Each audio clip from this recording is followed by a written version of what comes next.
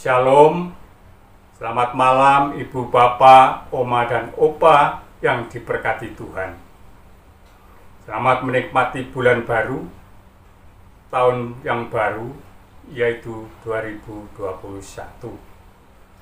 Pada saat yang baik ini, marilah kita bersama-sama membaca dan merenungkan firman Tuhan. Namun sebelumnya, marilah kita berdoa. Kita berdoa. Allah Bapa kami yang bertahta dalam kerajaan surga, Allah kami yang kami muliakan di dalam Tuhan Yesus Kristus. Puji syukur dan terima kasih Bapa. Malam hari ini kami mau membaca dan merenungkan sebagian dari firman-Mu.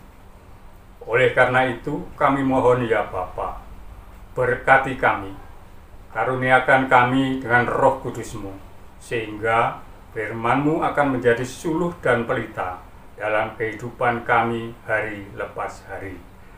Terima kasih Bapa. Di dalam Yesus Kristus Tuhan, kami berdoa dan memohon. Amin. Ibu Bapak, Oma Opa yang kekasih, bacaan Alkitab saat ini terambil dari Kitab Yohanes pasal 5, ayat 1 sampai dengan ayat ke-18, yang demikian. Penyembuhan pada hari Sabat di kolam Bethesda. Sesudah itu ada hari raya orang Yahudi, dan Yesus berangkat ke Yerusalem. Di Yerusalem dekat pintu gerbang domba ada sebuah kolam yang dalam bahasa Ibrani disebut Bethesda. Ada 5 serambinya, dan di serambi-serambi itu berbaring sejumlah besar orang sakit, orang-orang buta, orang-orang timpang, dan orang-orang lumpuh yang menantikan guncangan air kolam itu. Sebab sewaktu-waktu turun malaikat Tuhan ke kolam itu dan mengguncangkan air itu, barang siapa yang terdahulu masuk ke dalamnya sesudah guncangan air itu menjadi sembuh apapun juga penyakitnya. Di sini ada seorang yang sudah 38 tahun lamanya sakit. Ketika Yesus melihat orang itu berbaring di situ, dan karena ia tahu bahwa ia telah lama dalam keadaan itu, berkatalah ia kepadanya, "Maukah engkau sembuh?" Jawab orang sakit itu kepadanya, "Tuhan, tidak ada orang yang menurunkan aku ke dalam kolam itu apabila airnya mulai goncang. Dan sementara aku menuju ke kolam itu, orang lain sudah turun mendahului aku." Kata Yesus kepadanya, "Bangunlah, angkatlah tilammu, dan berjalanlah." Dan pada saat itu juga sembuhlah orang itu. Lalu ia mengangkat tilamnya dan berjalan. Tetapi hari itu hari Sabat. Karena itu orang-orang Yahudi berkata kepada orang yang baru sembuh itu, "Hari ini hari Sabat, dan tidak boleh engkau memikul tilammu."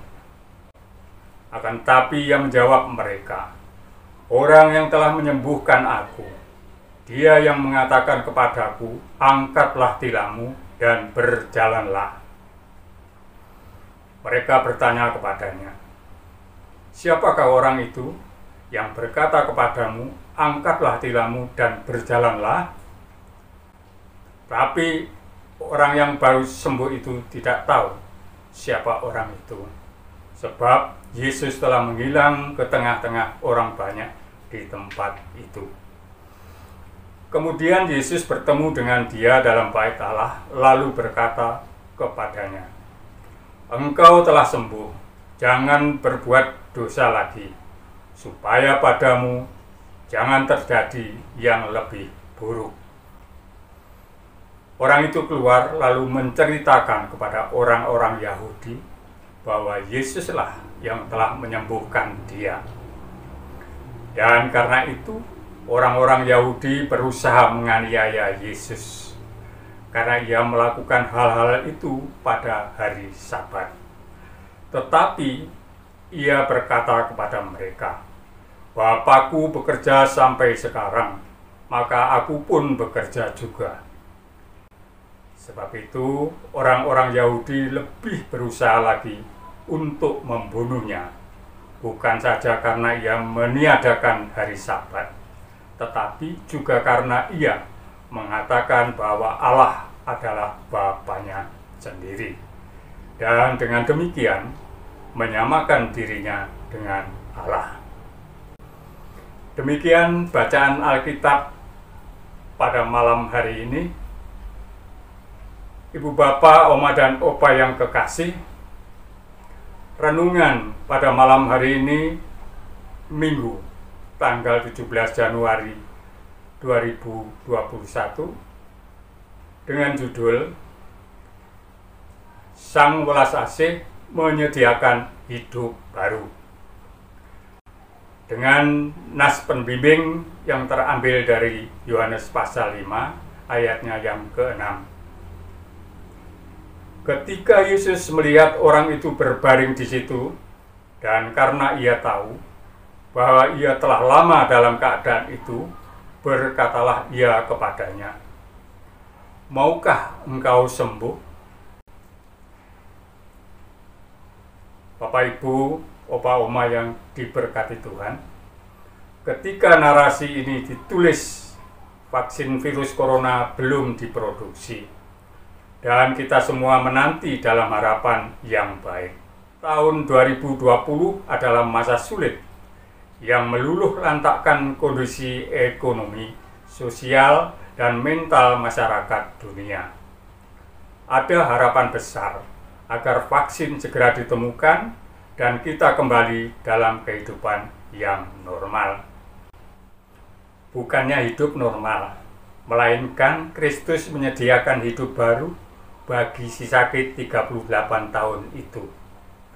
Di situs kolam Bethesda ini, Yesus mengonfrontir tradisi kultural yang membangkitkan harapan palsu, ayat 7, dan tradisi religius tentang Sabat, ayat 18. Melawan mitologi lokal, penulis Yohanes menekankan pemulihan dan penyucian dalam Kristus.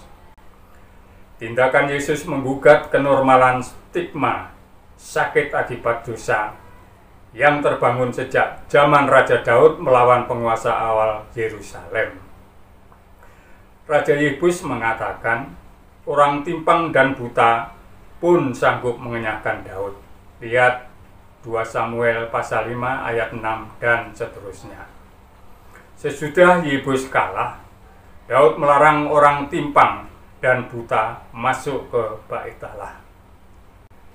Yesus yang ditolak seperti Daud malah turun dan menjumpai mereka yang dibuang masyarakat di kolam Bethesda. Yesus membarui situs terlarang itu menjadi rumah welas asih, artinya Bethesda, sehingga berkat dan kasih Allah bagi manusia berlanjut bahkan saat Sabat, ayat 17. Saudaraku yang berharap hidup normal, bacaan malam ini mengajak kita semakin mengenal Yesus Sang Welas Asih yang menyediakan hidup baru. Kristus turun ke rumah welas asih Bethesda untuk menghapus batas-batas pemisah yang menjauhkan manusia dari rahmat Allah. Masyarakat, keluarga, dan persekutuan kita mesti menjadi rumah rahmat yang memulihkan martabat dan membarui hidup. Mukjizat dalam Kristus adalah ketika orang yang putus asa dipulihkan.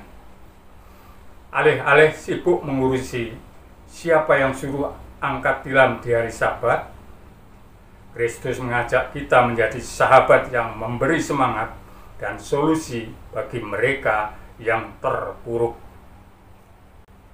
Ibu bapak, opa oma kekasih Tuhan, demikianlah renungan pada malam hari ini. Untuk menutup renungan ini, marilah kita satu dalam doa. Kita berdoa.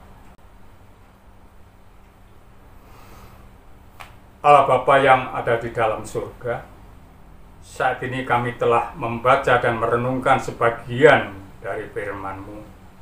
Maka berkatilah kami, bimbinglah kami dengan Roh Kudus-Mu, agar dimampukan untuk melakukannya di dalam kehidupan kami hari lepas hari. Tuhan, jadikanlah kami sahabat yang welas asih bagi mereka yang terpuruk. Bapa Surgawi, setiap saat kami memerlukan pertolongan-Mu. Kabulkanlah doa kami ini, sekiranya seturut dengan kehendak-Mu. Di dalam nama Tuhan kami Yesus Kristus, kami berdoa dan mengucap syukur. Amin.